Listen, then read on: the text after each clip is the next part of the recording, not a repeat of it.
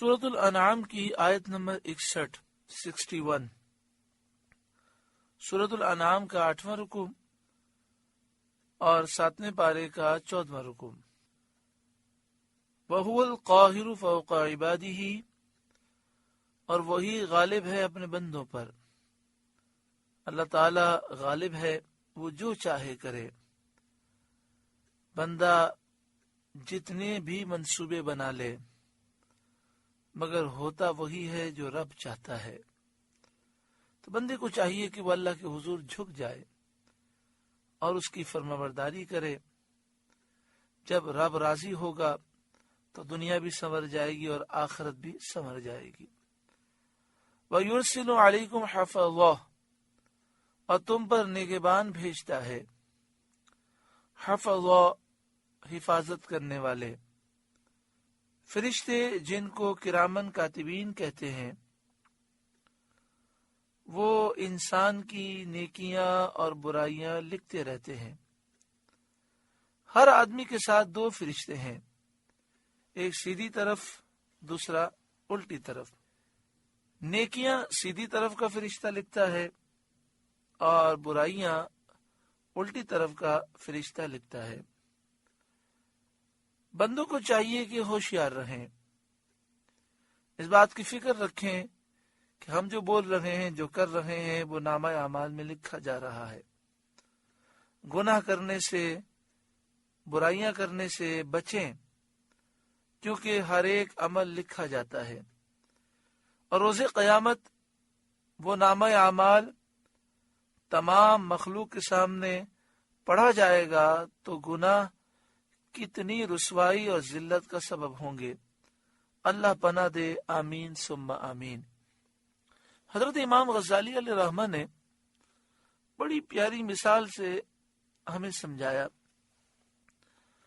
آپ نے فرمایا کہ اگر تمہارا کوئی دوست ہو اور تم اسے خط لکھنا چاہو اور کسی کاتب کو بلاؤ اور کہو کہ میں جو بولتا جا رہا ہوں تم لکھتے جاؤ تاکہ یہ خط تیار ہو جائے، اور پھر یہ خط میں اپنے فلاں دوست کو بھجوا دوں گا۔ تو حضرت امام غزالی علیہ رحمہ آپ فرماتے ہیں کہ خط لکھواتے وقت تم کتنا سوچتے ہو کہ میں یہ جملہ کہوں تو کس طرح کہوں، اور سوچ سوچ کر ایک اچھا خط تیار کرتے ہو تاکہ جب میرے دوست تک یہ خط پہنچے تو وہ اس خط کو دیکھ کر خوش ہو۔ آپ فرماتے ہیں جو تم اپنی زبان سے بول رہے ہو سب لکھا جا رہا ہے، تو ذرا سوچا کرو کہ تم اپنے نامہ اعمال میں کیا لکھوا رہے ہو۔ جو تم لکھوا رہے ہو وہ تمہیں کل بروز قیامت پڑھ کر سنانا ہے، تو بس بولنے سے پہلے اور اعمال کرنے سے پہلے سوچ لیا کرو کہ کل بروز قیامت یہ میں پڑھ کے سناؤں گا تو میرا کیا ہوگا۔ ہم نے تو بعض ایسے لوگوں کو بھی دیکھا کہ انہیں اپنے دوست کو میسج کرنا ہوتا ہے تو ایک دفعہ میسج لکھتے ہیں، پھر 2-3 دفعہ پڑھتے ہیں، پھر مطمئن نہیں ہوتے اور اس میسج کو ڈیلیٹ کر دیتے ہیں، پھر دوسرا لکھتے ہیں۔ 2-3 دفعہ لکھنے کے بعد جب مطمئن ہو جاتے ہیں کہ ہر لحاظ سے اس میسج میں کوئی غلطی نہیں ہے اور میرا دوست جو ہے اس میسج کو پڑھ کے بہت خوش ہوگا، تو اسے فارورڈ کرتے ہیں۔ یہ ایک میسج لکھنے میں ہم اتنی احتیاط کرتے ہیں، مگر تنہائی میں اپنے دوستوں کے ساتھ نہ جانے کیسے کیسے اعمال ہوتے ہیں اور کیسی کیسی گفتگو کی جاتی ہے۔ اللہ تبارک و تعالی ہمیں احساس عطا فرمائے۔ وَيُرْسِلُ عَلَيْكُمْ حَفَظَةً، اور تم پر نگہبان بھیجتا ہے۔ حَتَّى إِذَا جَاءَ أَحَدَكُمُ الْمَوْتُ، یہاں تک کہ جب تم میں سے کسی کو موت آتی ہے۔ تَوَفَّتْهُ رُسُلُنَا، ہمارے فرشتے اس کی روح قبض کرتے ہیں۔ وَهُمْ لَا يُفَرِّطُونَ، اور وہ قصور نہیں کرتے، کوتاہی نہیں کرتے۔ یہاں پر مفسرین یہ بیان کرتے ہیں کہ تَوَفَّتْهُ رُسُلُنَا، ہمارے فرشتے اس کی روح قبض کرتے ہیں۔ تو رسل کے لفظی معنی ہے بھیجے ہوئے، اور یہاں مراد ہے فرشتے۔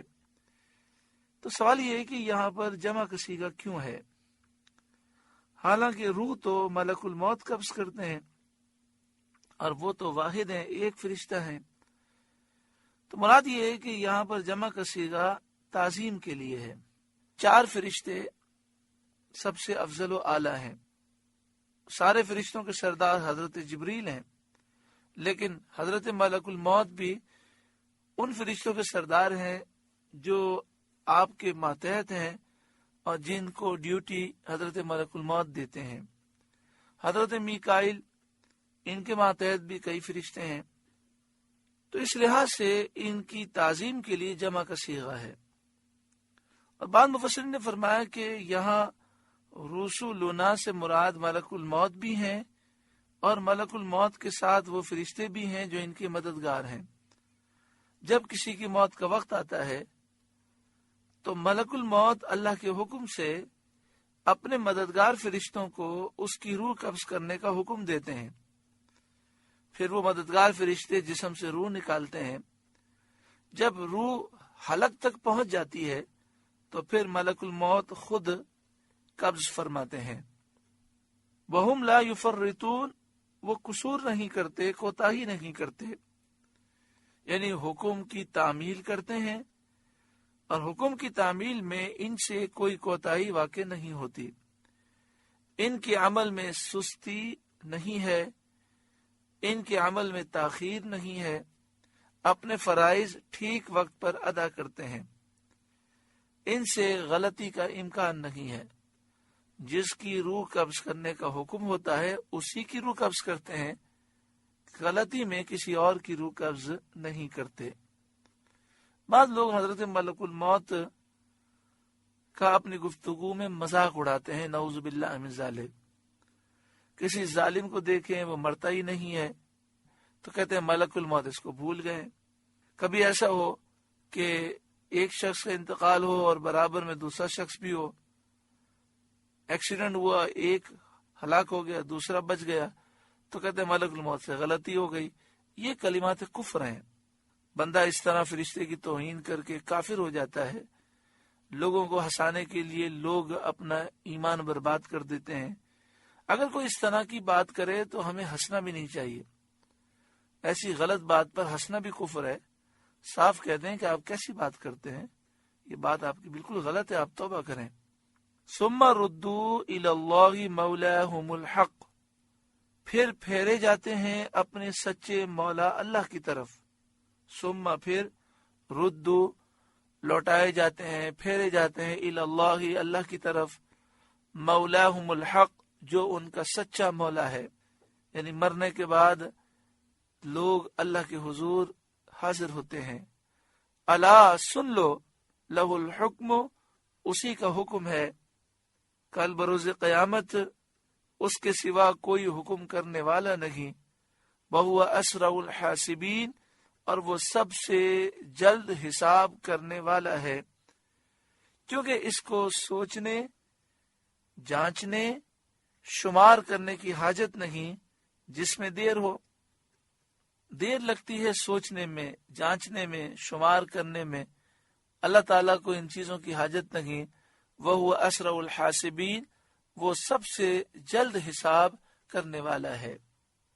قل، اے محبوب آپ فرمائیے، من ینجیکم من ظلمات البر والبحر، وہ کون ہے جو تمہیں نجات دیتا ہے جنگل اور دریا کی آفتوں سے۔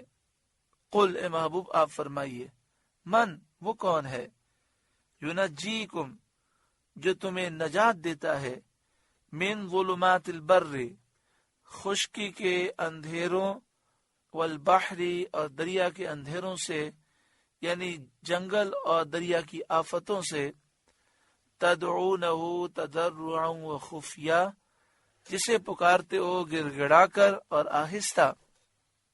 جب تم جنگل کی آفتوں میں پھنستے ہو، دریا کی آفتوں میں پھنستے ہو، تو اللہ تعالیٰ کو گڑ گڑا کر اور آہستہ پکارتے ہو، پھر اللہ تعالیٰ تمہیں نجات دیتا ہے۔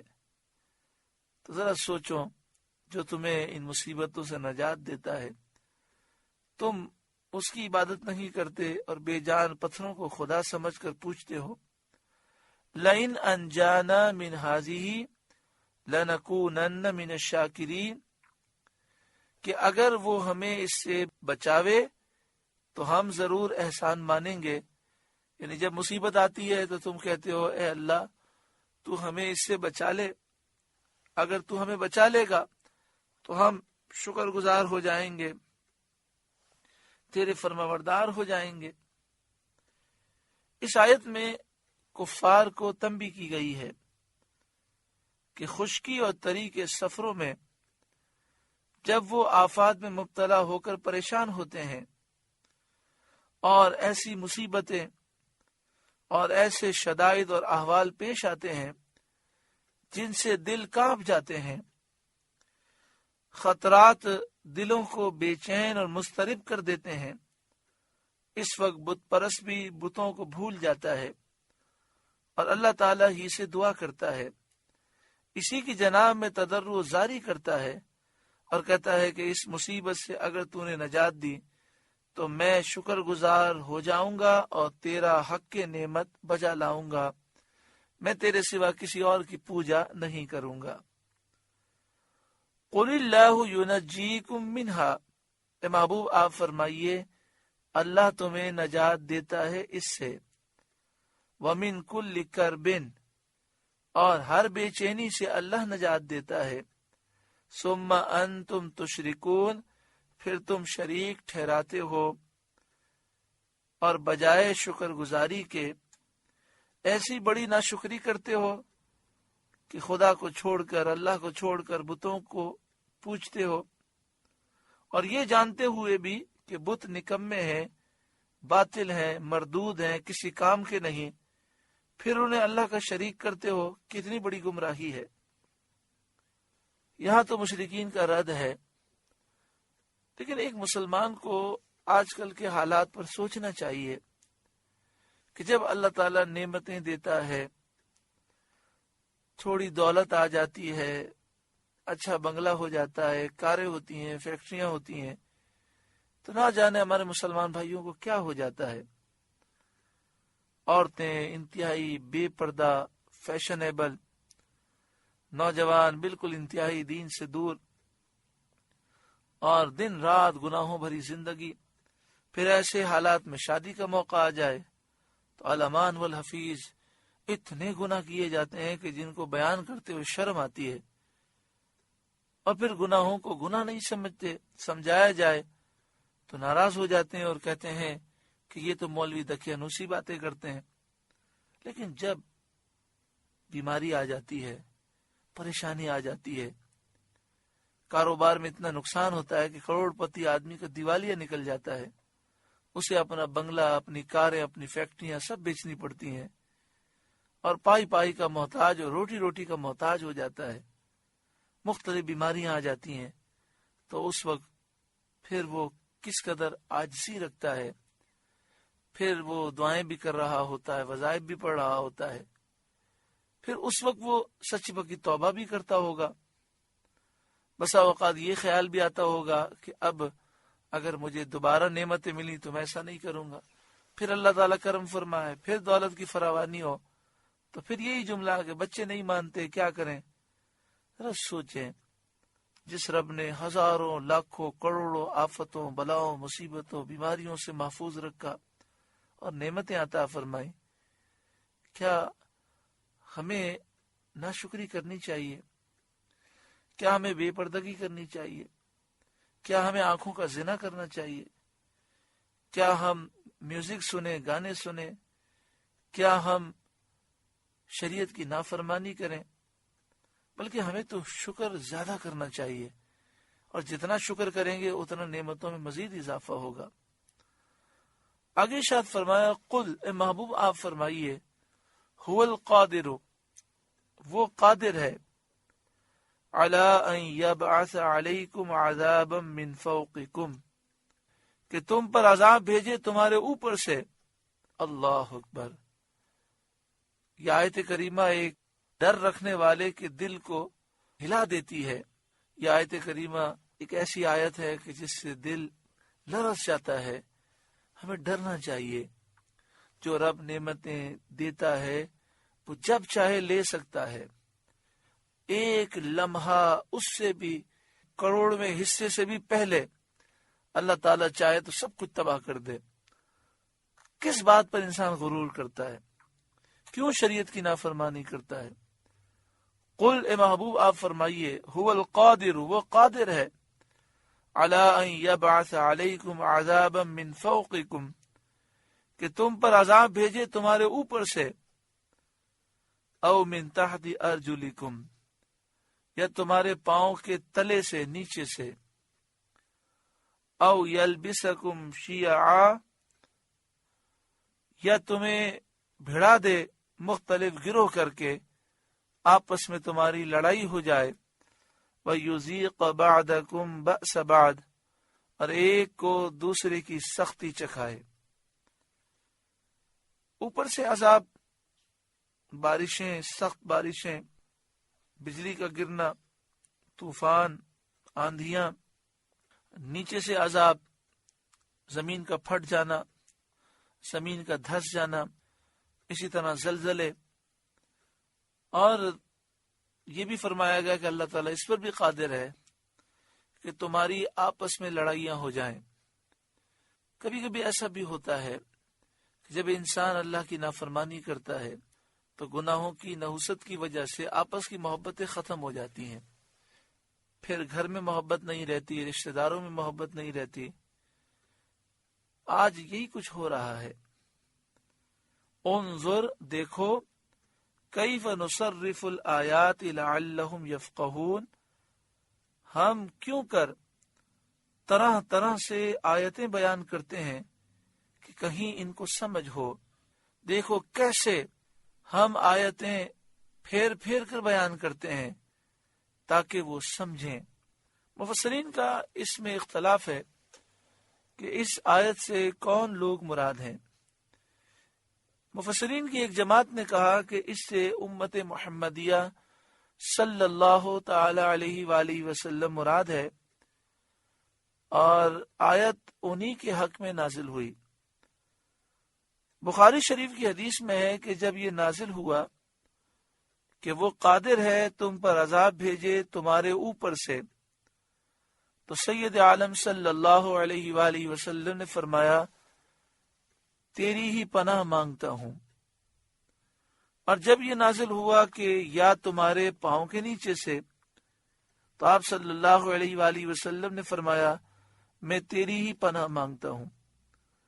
اور جب یہ نازل ہوا یا تمہیں بھیڑا دے مختلف گروہ کر کے، آپس میں تمہاری لڑائی ہو جائے، اور ایک کو دوسرے کی سختی چکھائے، تو فرمایا یہ آسان ہے. مسلم کی حدیث شریف میں ہے، اور یہ بات صدر الافاضل علیہ رحمہ نے خزائن العرفان میں لکھی. مسلم کی حدیث شریف میں ہے کہ ایک روز سید عالم صلی اللہ تعالی علیہ وآلہ وسلم نے مسجد بنی معاویہ میں 2 رکعت نماز ادا فرمائی، اور اس کے بعد طویل دعا کی. پھر صحابہ کی طرف متوجہ ہو کر فرمایا میں نے اپنے رب سے 3 سوال کیے، ان میں سے 2 قبول فرمائے گئے.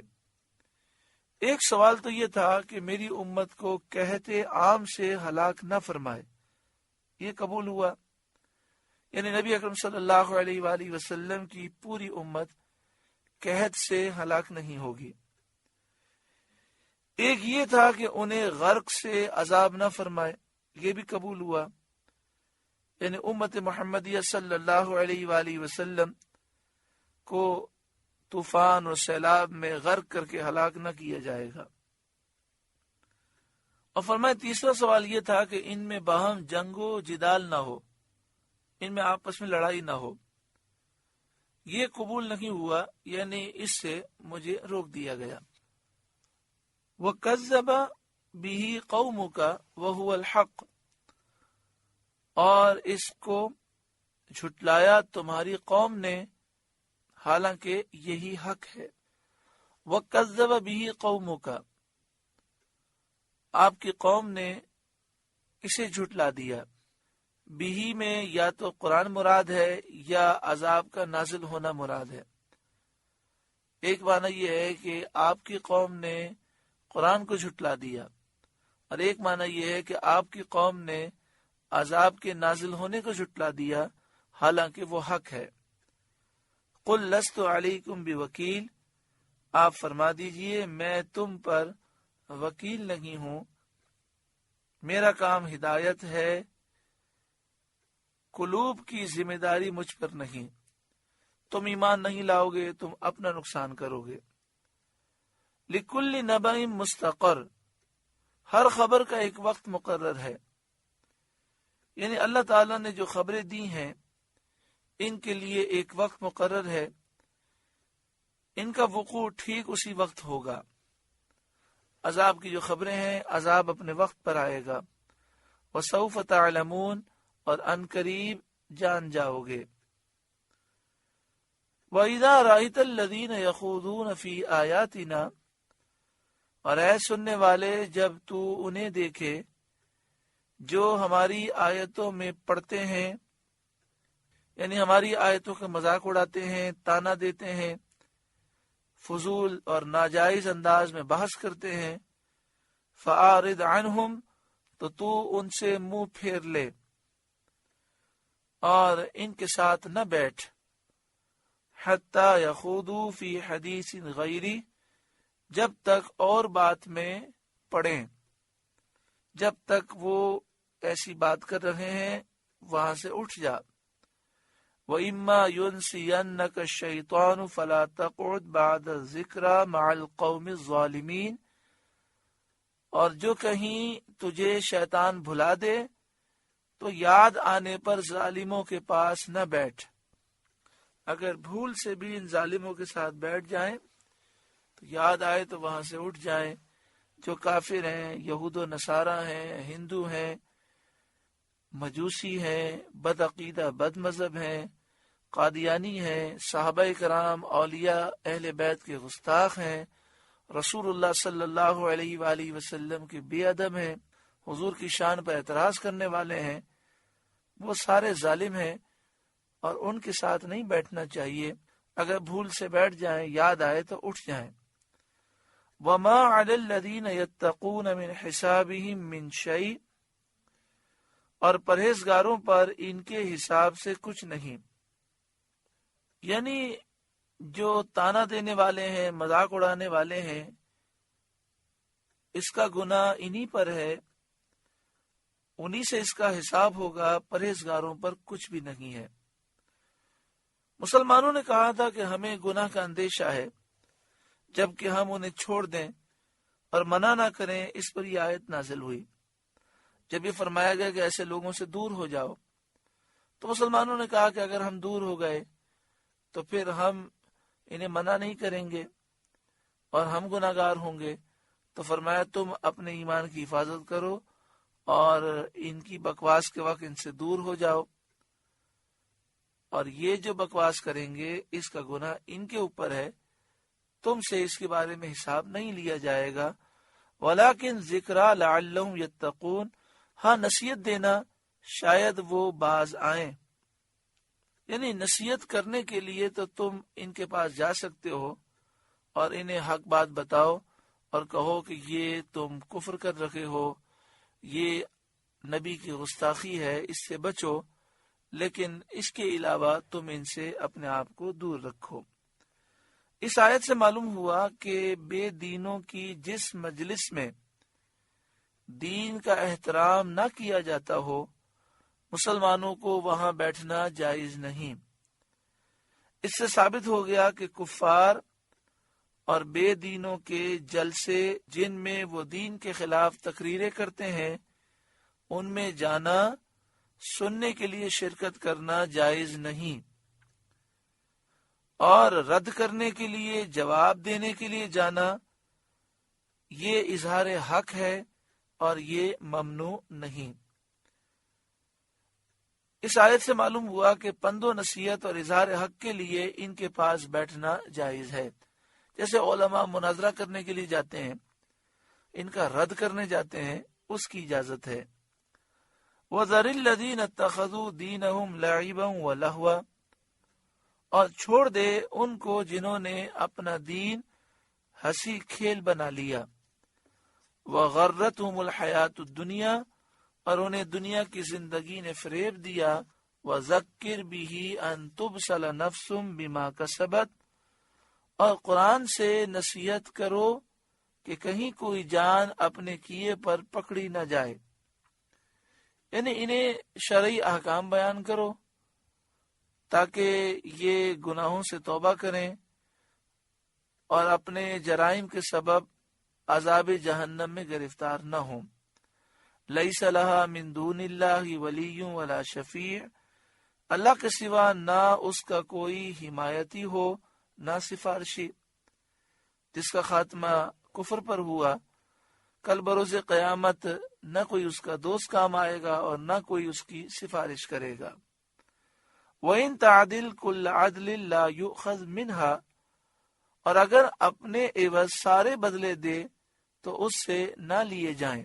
اگر جان چھڑانے کے لیے وہ اپنی ساری دولت بھی اگر اس کے پاس ہو اور وہ دے دے تو بھی وہ قبول نہ کی جائے گی۔ معنی یہ ہے کہ کل بروز قیامت عذاب سے چھٹکارا کافروں کے لیے ممکن نہیں ہے۔ اولئک الذین ابسلوا بما کسبوا، یہ ہیں وہ جو اپنے کیے پر پکڑے گئے، یعنی کل بروز قیامت یہ اعلان ہوگا کہ یہ وہ ہیں جو دین کو ہنسی اور کھیل بنانے والے تھے، دنیا کے فتنے میں مبتلا ہوئے، کفر پر قائم رہے، کفر پر مرے، لہذا اپنے گناہوں پر یہ پکڑے گئے۔ لہم شراب من حمیم، انہیں پینے کو کھولتا پانی، ان کے لیے پینے کے لیے کھولتا پانی ہوگا، اتنا گرم، اتنی شدید پیاس ہوگی کہ وہ پینے پر مجبور ہوں گے۔ جب وہ گرم پانی اپنے منہ کے قریب لائیں گے تو منہ کی کھال اور منہ کا گوشت جھڑ جائے گا، اور جب پئیں گے تو جسم کے اندر کی ہر چیز نکل جائے گی۔ وعذاب علیم بما کانوا یکفرون، اور دردناک عذاب بدلہ ان کے کفر کا۔ اللہ تبارک و تعالی ہمیں ایمان کی حفاظت نصیب فرمائے۔ ایمان کی حفاظت کے لیے ضروری یہ ہے کہ بدعقیدہ لوگوں سے، بد مذہب لوگوں سے اپنے آپ کو دور رکھیں۔ ان کی صحبت، ان کی باتیں، ان کی تقریریں ہمارے ایمان کے لیے زہر ہے۔ بسا اوقات ایسا ہوتا ہے کہ ایک شخص مومن ہوتا ہے لیکن ان سے دوستی رکھنے کی وجہ سے، ان کی باتیں سننے کی وجہ سے اس کا عقیدہ خراب ہو جاتا ہے۔ اگر آپ اس دور میں دیکھیں تو بہت سے قادیانی ہیں، ان کی تعداد لاکھوں میں ہے۔ یہ پہلے قادیانی نہیں تھے، مسلمان تھے، مگر قادیانیوں کی صحبت میں گئے، ان کی باتیں سنی، ان کی تقریریں سنی، ان کی کتابیں پڑھی، آج وہ قادیانی ہو گئے، نعوذ باللہ من ذالک، اور وہ اسلام کے دشمن ہیں، نبی اکرم صلی اللہ علیہ وآلہ وسلم کے گستاخ بے ادب ہیں۔ اسی طرح بہت سے لوگ آج دہریے بن گئے، انٹرنیٹ پر مختلف ویب سائٹ دیکھنے کی وجہ سے اور مختلف لوگوں کے ساتھ چیٹنگ کرنے کی وجہ سے آج وہ دہریے ہو گئے، اللہ کے وجود کا وہ انکار کرتے ہیں، نعوذ باللہ من ذالک۔ وہ کہتے ہیں کائنات خود بخود بن گئی ہے، خود بخود چل رہی ہے، اور اللہ تعالیٰ کو نہیں مانتے، وہ رب کے وجود کے منکر ہو گئے، حالانکہ یہ پہلے مومن تھے۔ تو اس لیے اس بات کو سمجھنا چاہیے، بری صحبت برے اثرات پیدا کرتی ہے۔ ایمان کی حفاظت اگر ہم چاہتے ہیں تو اپنے آپ کو، اپنی اولاد و نسلوں کو برے لوگوں سے دور کریں، ان کی باتیں سننے سے دور رکھیں، ان کی کتابیں پڑھنے سے دور رکھیں، بات سنیں تو عشق رسول کی، محبت رسول کی، ہمارے بزرگان دین کی تعلیمات پڑھی جائیں۔ اللہ تعالی ہم سب کو عمل کی توفیق عطا فرمائے۔ سورہ انعام کا 8واں رکوع مکمل ہوا۔ اللہ تعالی اس رکوع کے نور سے ہمارے قلوب کو روشن فرمائے۔